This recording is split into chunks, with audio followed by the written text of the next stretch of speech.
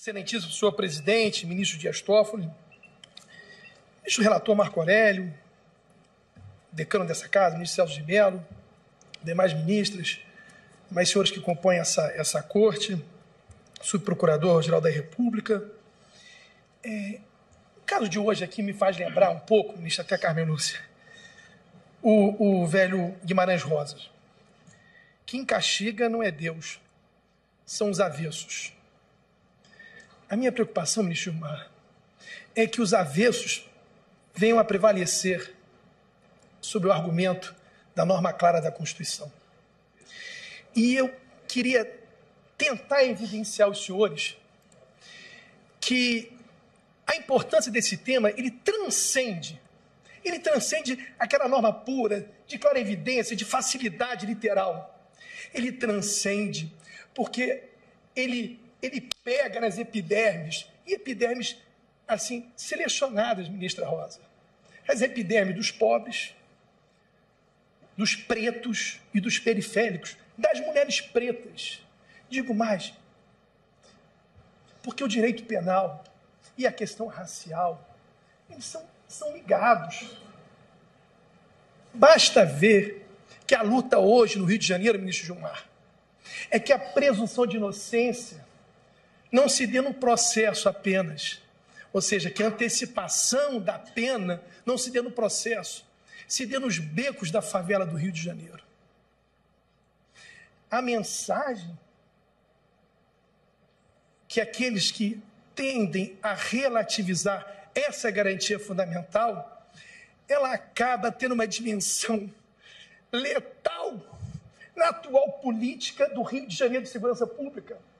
Porque o agente de segurança pública, como diz minha colega Lívia Castro, um trabalho belíssimo sobre a questão racial e a presunção de inocência, ela acaba de dar holofotes a esse agente de segurança e ele antecipa a pena no beco da favela carioca. Lá, naquele lugar, ministro Toffoli, a presunção de culpa, ela se dá já pela condição racial de negro.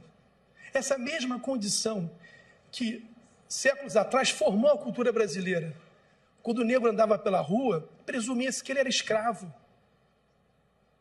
E essa minha colega consegue, com uma beleza, construir esse argumento, que isso vai irradiar de forma draconiana nas relações de direitos fundamentais. Eu dou outro exemplo.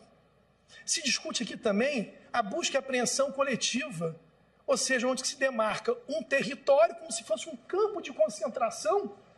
E lá se pode, com uma única sentença, com um ato judicial, fazer a limpa. E se antecipa nesse mesmo ato o inquérito, a acusação, o processo, a condenação, a execução da pena e a disposição do agente público de recolher, num ato só, pela simples condição de moradia periférica e de ter na sua cor preta. E essa presunção ela vai mais adiante, senhores. Me permita dizer aqui para toda a sessão, ela às vezes antecipa de forma dolorosa aquilo que aconteceu de forma absurda com Marielle. Essa presunção antecipada de pena faz com que Ágatas fique no meio do caminho. Há uma antecipação do caso Marielle na menina Ágata. Há uma antecipação dessa presunção nos morros. E a Defensoria Pública do Rio de Janeiro, veja, ela está ligada a essa causa, ministro Barroso. Vejam, senhores, todos os nossos núcleos de atuação, de preconceito racial, LGBT, todos esses dias me mandaram fontes, informações, fale dos nossos vulneráveis, cada qual buscava a importância, fale da mulher, ou seja, porque a relativização no processo penal, ela vai permitir a relativização de outros direitos fundamentais. É uma porta que se abre, que se macula, que em dado momento não há condição de você retomar essa situação. E qual é o papel da Defensoria Pública do Estado do Rio de Janeiro? É ser um agente provocador? Não. Mas é ser um agente que alerta e que afirma que essa decisão tem destinatário certo.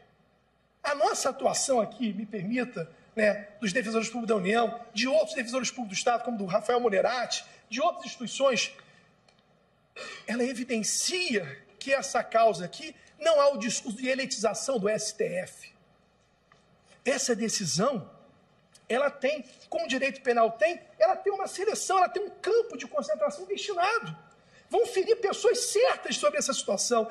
E é uma diversidade de casos, casos doloridos, casos que machucam e que faz refletir sobre a necessidade que os senhores reflitam se vale a pena relativizar. Eu não discuto a potencialidade que essa casa tem de interpretar a Constituição. Eu sei que há uma discussão sobre, às vezes, a ideia do poder constituinte ser o próprio STF, às vezes a ideia crítica do poder constituinte ser quase um poder revisor da sua própria norma, mas essa norma ela não é aberta, ela é clara e evidente. Ela não permite avesso, ministra Carmen Lúcia.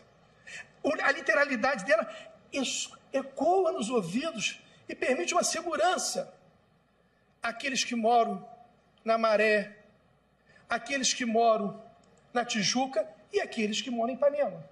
Porque a norma constitucional é para todos. E a história da Constituição é a história da sua nação. Saber o que diz a norma, o que interpreta, o que reproduz, o que transcende, ministro Alexandre de Moraes, é um pouco da nossa história de vida. Sem ser um positivismo exacerbado, mas ela é. Se permitirmos essa relativização de forma pequena que seja, ministra Rosa, pequena que seja, ministro Fachin, os direitos fundamentais que Vossa Excelência tanto preza na sua história de vida, é uma abertura muito grande. Por mais que haja bem jurídicos de interesse do outro lado, quem sofre e quem perde com isso é o destinatário da Defensoria. Ministro Dias Toffoli, eu caminho aqui para o final da minha fala e peço, no sentido, eu sei que o amigo da Força ele necessita dialogar.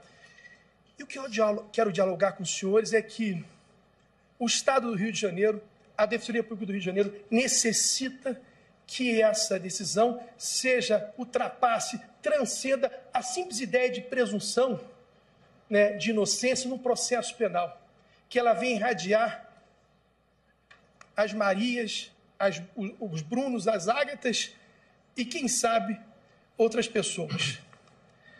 É isso. Agradeço.